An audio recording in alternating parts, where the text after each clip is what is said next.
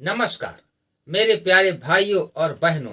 जब मैं आपके सामने आता हूँ बड़ी प्रसन्नता होती है, चर्चा होती है, ज्ञान की गंगा बहती है। हम आपके सामने नई नई जानकारियाँ लेकर आते रहते हैं।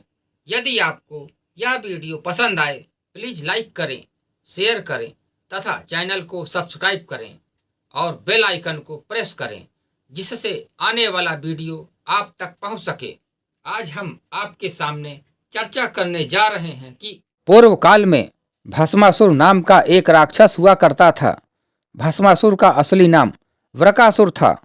भस्मासुर की कथा से पता चलता है कि शिवजी बड़े ही भोले और शीघ्र प्रसन्न होते हैं। भस्मासुर एक राक्षस था जिसे भोलेनाथ से वरदान प्राप्त था कि वो जिसके सिर पर हाथ रखेगा वह भस्म हो जाएगा, और उसे भगवान विष्णु के द्वारा मारा गया। वरदान के कारण उसका नाम भस्मासुर पड़ा।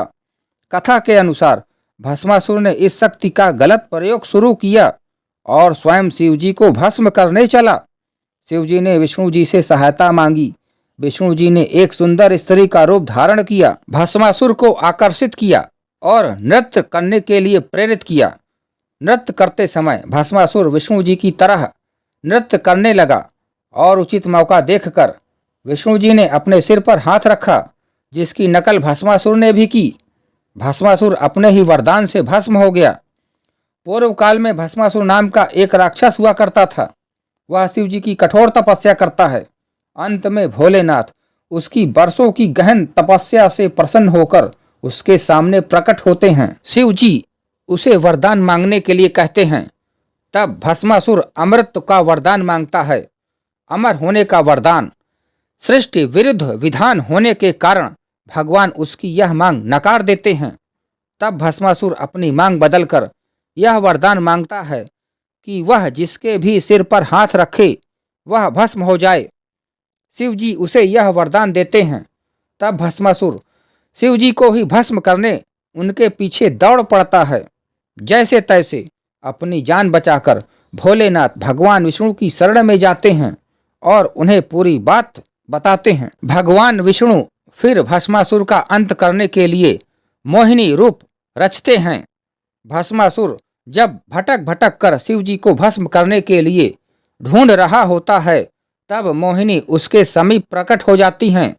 मोहिनी की सुंदरता से मुग्ध होकर भस्मासुर वहीं रुक जाता है और मोहिनी से विवाह का प्रस्ताव रख देता है।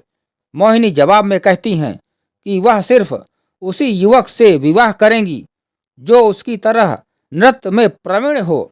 अब भस्मासुर को नृत्य नहीं आता था, तो उसने इस कार्य में मोहिनी से मदद मांगी। मोहिनी तुरंत तैयार हो गई। नृत्य सिखाते सिखाते मोहिनी ने अपना हाथ अपने सिर पर रखा और उसकी देखा देखी भस्मासुर भी शिव का वरदान भूलकर अपना ही हाथ अपने सिर पर रख बैठा और खुद ही भस्म हो गया।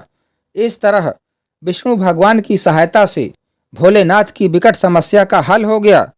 भस्मासुर से बचने के लिए भगवान महादेव जी जिस गुफा में छिपे उसे गुप्त धाम के नाम से जाना जाता है। ज्ञान और दान सुपात्र को ही देना चाहिए।